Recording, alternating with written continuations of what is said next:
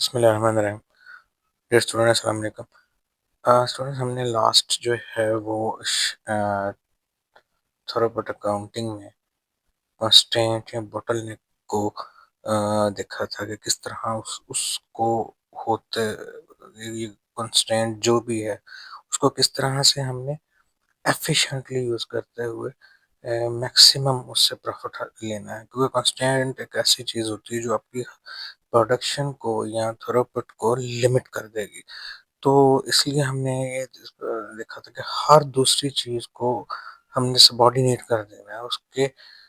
हमने सबसे ज़्यादा प्रायोरिटी देनी है कि हमने किस तरह से उस बोटलनेक या जो कंस्ट्रेंट है उसको मैक्सिमाइज तरीके से यूज करना है और उससे ज़्यादा ज़्यादा फायदा हासिल करना है। अब हम एक स्टेप आगे चलते हैं। अब हमने आज जो है वो थ्योरी ऑफ कंस्ट्रेंट को स्टडी करना है। तो स्टूडेंट्स, आपको याद होगा कि हमने जो थ्रूपुट अकाउंटिंग जब स्टार्ट की थी तो हमने ये स्टडी किया था कि जो बेसिकली थ्रोपुट अकाउंटिंग है वो ड्राइव जो हुई है वो थ्योरी ऑफ कंस्ट्रेंट से ही हुई है। ठीक है, तो बेसिकली थ्योरी ऑफ कंस्ट्रेंट में जैसे अभी हमने लास्ट में पढ़ा कि कंस्ट्रेंट आपकी जो अनलिमिटेड थ्रोपुट है उसके रास्ते में कोई ना कोई कंस्ट्रेंट होती है जिसे हम बोटलनेक कहते हैं। अब इस थ्योरी ऑफ कंस्ट्रेंट को हम 5 स्टेप्स से समझने की कोशिश करते हैं कि देखें, जो प्रीवियस एग्जांपल में तो हमने ये एक प्रोडक्शन प्रोसेस में इसको देखा है ना, कि एक प्रोडक्शन प्रोसेस है जिसके अंदर एक हमारे कंस्ट्रेंट है, हमने उसको किस तरह से यूज करते हुए अपने प्रॉफिट को या थ्रूपुट को मैक्सिमाइज करना। लेकिन थ्योरी ऑफ कंस्ट्रेंट को इटसेल्फ हमने किस तरह से डील करना है या उसको लॉन्ग टर्म में किस तरह से हमें लेके चलना है, ताकि हम थ्योरी ऑफ कंस्ट्रेंट को रिजॉल्व किस तरह कर सकें या उसको हम किस तरह से अपने प्लान कर सकें कि हमारा नुकसान कम से कम हो और फायदा ज़्यादा से ज़्यादा हो। तो इसको 5 स्टेप में हम समझते हैं कि फर्स्ट ऑफ ऑल तो ये देखिए कि पहले कि आइडेंटिफाई करें बॉटलनेक है क्या, आपकी क्या है वो बॉटलनेक। आपका डिमांड है बॉटलनेक या आपका सप्लाई साइड पे कोई बॉटलनेक है, आपका किस बॉटलनेक आपका बेसिकली है क्या। ठीक है, आइडेंटिफाई करना है। जब तक कोई हम कंस्ट्रेंट या बॉटलनेक को आइडेंटिफाई नहीं कर सकेंगे तब हम आगे नहीं चल सकते। आइडेंटिफिकेशन पहली चीज है, फिर हमें डायरेक्शन मिलेगी कि बेसिकली हमने उस कंस्ट्रेंट को किस तरह से डील करना। जब हमने उसको आइडेंटिफाई कर लिया कि वो हमारी डिमांड है, हमारा कोई सप्लाई साइड है या हमारा लेबर आवर्स हमारे पास लिमिटेड है, मशीन आवर्स हमारे पास लिमिटेड है, क्या चीज़ है जो हमारी बॉटलनेक है। तो नेक्स्ट स्टेप क्या करेंगे, एक्सप्लॉइट द बॉटलनेक। एक्सप्लॉइट कैसे करेंगे, जो हमने पिछले एग्जांपल में किया कि हम उसको इस तरह से यूज करेंगे कि हम अपने प्रॉफिट को मैक्सिमाइज कर सकें। ठीक है, तो उसको हमने सारा स्टडी किया था कि किस तरह से हमें एक्सप्लॉइट करना है, हर चीज़ को सबऑर्डिनेट कर देना है और हमने अपनी पूरी की प्रोडक्शन को बॉटलनेक को देखते हुए डिजाइन करना है या प्लान करना है। अच्छा, नेक्स्ट स्टेप भी यही कि subordinate everything else to the bottleneck. ये अभी तक हम लास्ट एग्जांपल पे ही चल रहे हैं कि हर चीज जो दूसरी चीज है जो हमारी बॉटलनेक नहीं है उसको हमने सबऑर्डिनेट कर देना है बॉटलनेक। बॉटलनेक हमारी इम्पोर्टेंस है क्योंकि वो चीज लिमिट कर रही है हमारे थ्रूपुट को या हमारी प्रोडक्शन को या हमारी सेल को। तो हमने सबसे ज्यादा प्रायोरिटी अपने उसको देनी है, हर चीज को उसके सबऑर्डिनेट कर देना है और हमने अपनी प्रोडक्शन को इस तरह से डिजाइन करना है कि हमारा प्रॉफिट जो है वो मैक्सिमाइज हो सके।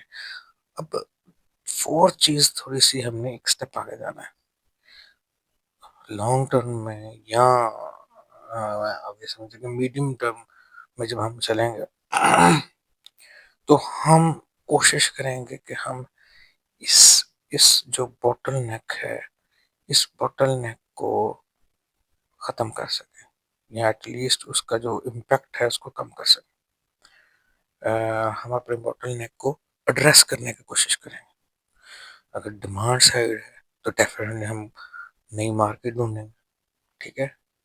अगर सप्लाई साइड पे है तो वो हम उसको दूर करने की कोशिश करेंगे। फॉर एग्जांपल अगर लेबर आवर का इशू है, ठीक है, तो हम कोशिश करेंगे कि किसी भी तरह से हम अपने लेबर का अरेंजमेंट करें। मशीन आ रहा है तो हम कोशिश करेंगे कि उसमें मशीन और ऐड की जाए।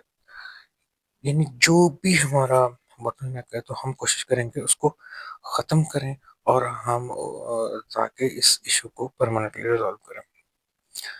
अच्छा, जब ये हो जाएगा, अल्लाह, अच्छा, अभी हमने पढ़ा था कि बोटलनेक एक नहीं होता, हो सकता है मल्टीपल बोटलनेक्स हो, लेकिन हम हमारे लिए बोटलनेक क्या होगा जो सबसे बढ़कर है, मतलब जो सबसे पहले हमारी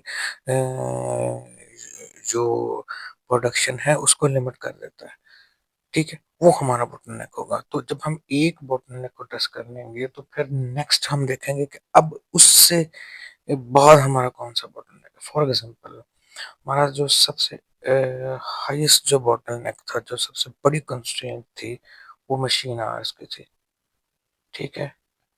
अब हमने मशीन नहीं अरेंज कर ली तो हमें पता चला कि अब हमारी नेक्स्ट जो चीज़ हमारे प्रोडक्शन को या हमारे जो थ्रोपुट है उसको लिमिट कर रही है, वो हमारे लेबर आवर्स हैं। तो फिर हम उसी तरह से इसको लेके यहाँ से नेक्स्ट वही स्टेप वन से नेक्स्ट को जो थ्रोपुट बॉटल नेक है उसको टेस्ट करना शुरू कर देंगे। इस तरह से वन बाय वन हम अपने प्रोडक्शन कंस्ट्रेंट है उसको मैनेज करेंगे।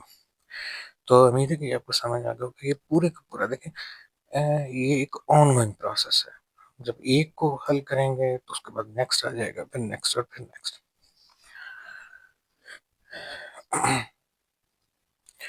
अच्छा, अब नेक्स्ट है कि आइडेंटिफाइंग कंस्ट्रेंट ऑन थ्रोपुट। जो हमारी पिछली स्लाइड थी उसका जो फर्स्ट था कि हमने बेसिकली ये थोड़ा सा एक हमारे लिए एक चीज़ है कि हमने अपना बॉटल नेक जो है उसको आइडेंटिफाई किसने करना है, या वो कौन कौन से ये चीज़ें हैं जो हमारे लिए बॉटल नेक हो सकते हैं। उसकी थोड़ी सी एग्जाम्पल्स ने यहाँ पर की हैं। एग्जाम्पल्स क्या हो सकते हैं? एक जो हमारी सेल्स जो है वो सेल्स फोर्स है ना, वो पोरली ट्रेंड है, ठीक है। तो जब सेल्स फोर्स पोरली ट्रेंड होगी तो वो फिर क्या होगा, हमारी डिमांड साइड पे जो है वो हमारी डिमांड साइड को लिमिट कर देगी, ठीक है। Delays in delivery and material supply, ये हमारी सप्लाई साइड में हमें वो उसको लिमिट कर देगी। तो ये बोटलनेक हमारे सप्लाई साइड पे आ गया। इनएडिक्वेट प्रोडक्शन रिसोर्सेज, ये भी हमारी सप्लाई साइड की कंस्ट्रेंट है, ठीक है। इनफेक्टिव मैनेजमेंट अकाउंटिंग सिस्टम, ठीक है, ये आप समझ लें कि ऑपरेशन साइड में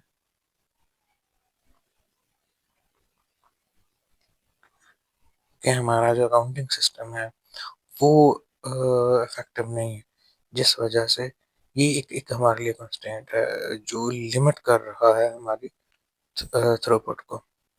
या अनरिलायबल प्रोडक्ट डिस्ट्रीब्यूशन सिस्टम, ये भी हमारे डिमांड साइड पे एक है कि हमारा हमारा जो प्रोडक्ट डिस्ट्रीब्यूशन सिस्टम है, फॉर एग्जांपल फैक्ट्री से जब हम हमारे पास इनफ जो डिस्ट्रीब्यूशन नहीं है। अब ये देखें कि कोई भी चीज़ फैक्ट्री से डायरेक्ट कस्टमर के पास है, एंड यूज़र के पास नहीं आ जाती।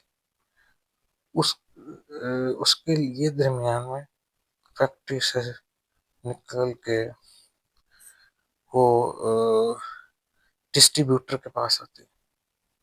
ठीक है, डिस्ट्रीब्यूटर नेक्स्ट फिर जो हमारे छोटे, जिसे हम कहते हैं कि दुकानदार हैं, उनको सप्लाई करते हैं, जिनको हम रिटेलर कहते हैं। ठीक है, और फिर उस रिटेलर से समटाइम रिटेलर फिर आगे बड़े रिटेलर या बड़े होलसेलर जो हैं वो आगे शॉपकीपर को करते हैं, और शॉपकीपर से एंड यूजर को जाती है। तो एक पूरे की पूरी एक चेन है। तो मे भी हमारे यहाँ से भी गड़बड़ हो। ठीक है, तो ये सारी चीजें हमारे लिए कॉन्स्टेंट हो सकती हैं। हमने ये इन चीजों में और भी बहुत सारी हो सकती है, मशीन आर्स हो सकते हैं, लेबर आर्स हो सकते हैं।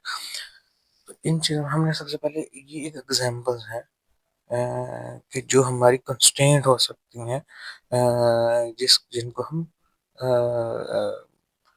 हमने फर्स्ट स्टेप में देखा, जिसको हम बोटलनेक कहते हैं। अच्छा,